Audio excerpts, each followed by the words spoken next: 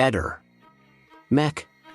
Pallister. Ciao a tutti, eccomi qui, sono tornato più carico che mai e con delle bombe da lanciare che nemmeno immaginate. Ho letto la super perizia della Cattaneo e con il team di Ricky riunitici a Milano. Siamo arrivati a tracciare un identikit del killer fuori Trieste che quel 14 dicembre era introstata su Trieste dopo un accordo ed una premeditazione atta a intercettare Lily tra le ore 8:50 e le 9:05 all'altezza della rotonda, che di fronte vede il viale al cacciatore. Vi chiedo qualche minuto di pazienza per esporvi come sono arrivato al volto del killer, perché è andata così come vi dirò, senza se e senza ma. Tutto porta alle evidenze di cui vi parlerò e ciò grazie ai dati che la Cattaneo ci ha dati. Senza lei non saremmo qui oggi a parlarne. Avanti tutta si comincia, sedetevi bene e tenetevi ben stretti. Allora sappiamo adesso che il corpo di Lily è stato spostato, come dice la Cattaneo, al massimo entro 6 oppure 8 ore dal decesso di mattina intercorso dopo le 9, entro le 10. Quindi Lily viene intercettata e sequestrata da subito e portata nel primo luogo di aggressione e morte. Solo dopo, occultata in primo momento, sarà portata ove trovata dopo le 19 dello stesso giorno, in quanto già buio. Si tratta di persone organizzate. La cosa è premeditata e studiata e sapevano che ogni martedì Lily uscisse di casa, ma sapevano che solo quel martedì dopo le ore 8:22 sarebbe andata alla Wind di Cesare Battisti. La donna era spiata, non vi è dubbio. Ciò detto, il mandante ha avuto questo ruolo: spiarla e riferire ai terzi. Poi andrà via e lascerà il killer. Fate tutto bene, cerchiamo di capire chi è e come si è mosso insieme. È stata trovata calce sulle punte delle scarpe di Lily. Inoltre c'è resina di propoli sui jeans. Dai sacchi uscirono altri semini tondi.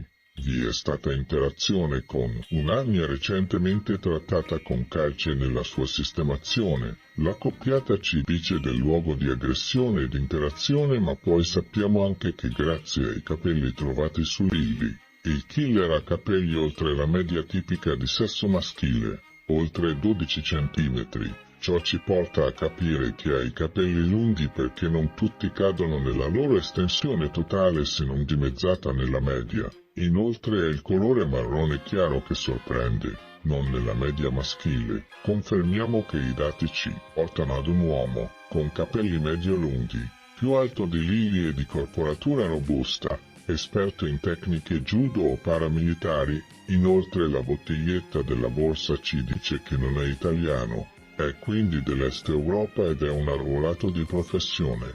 Uno che sa il fatto suo, non è uno sprovveduto. Uno che sequestra e aggredisce a morte in questo modo è un professionista, aggiungo di non oltre mezza età.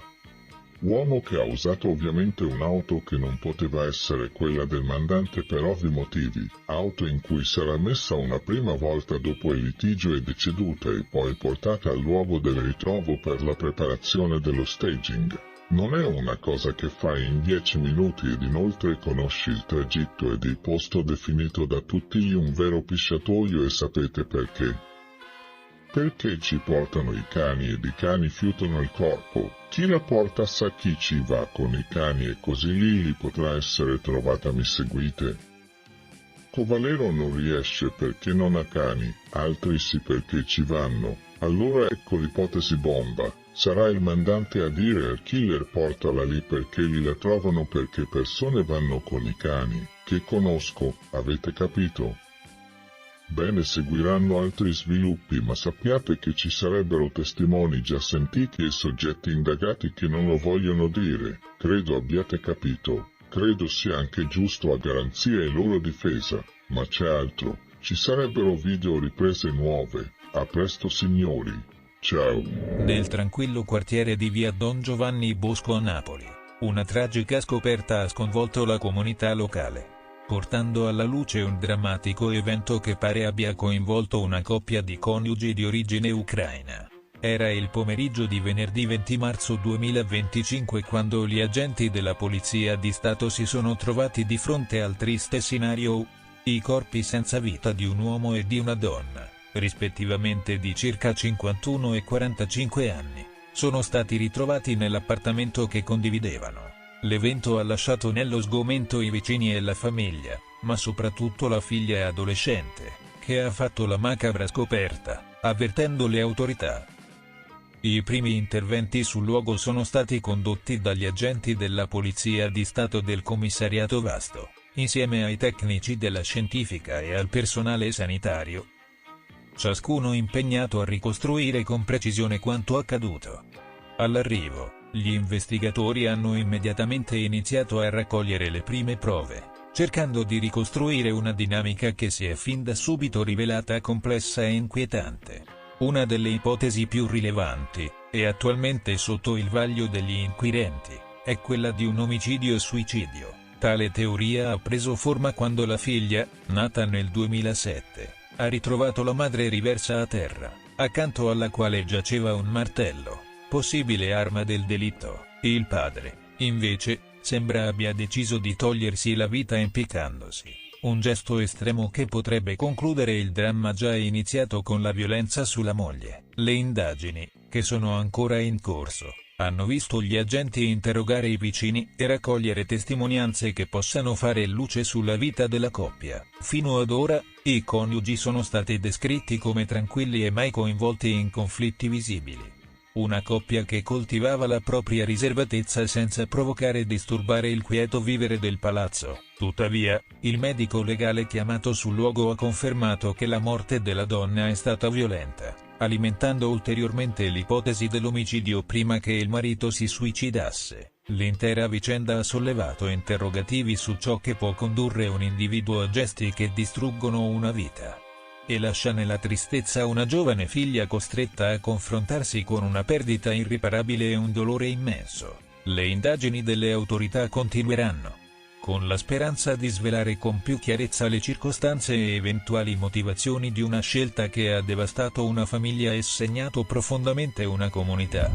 La sera del 3 ottobre, dopo aver cenato con mia moglie, non sono mai uscito dall'appartamento in cui abito. Sono sicuro di questo. Ho mangiato intorno alle 20 e fino alla mattina dopo non sono mai sceso nel sotterraneo. Dalla mezzanotte del 4 ottobre alla mattina non sono mai sceso di sotto. Incontro Manuela per la prima volta quando è venuta a suonare. Non ricordo bene se ha suonato o bussato, ma mi sembra che abbia suonato. Quando mi ha suonato e mi ha detto di aver trovato un'anziana che si era fatta male di sotto, ho chiesto se fosse sicura. Ho messo i pantaloni e sono sceso. Io l'aspettavo perché avevamo una relazione. Ho preso l'ascensore e sono andato di sotto. Quando si è aperto l'ascensore ho trovato Manuela a sinistra e Lona a destra che era già giù. La porta tagliafuoco era aperta e oltre c'era la signora stesa. Ho visto la signora con le gambe verso il garage, la testa appoggiata sul ginocchio e la borsa in mano. Non l'ho riconosciuta perché non c'era luce e la signora era contro il muro e i capelli erano indietro. In quei momenti non è stata riconosciuta. Manuela in quel momento ha detto a Lon che sembrava fosse la sua mamma. Ion diceva che non era sua madre. A quel punto mi sono preoccupato per gli altri anziani del palazzo. Ehi, non dimenticare di iscriverti a questo canale.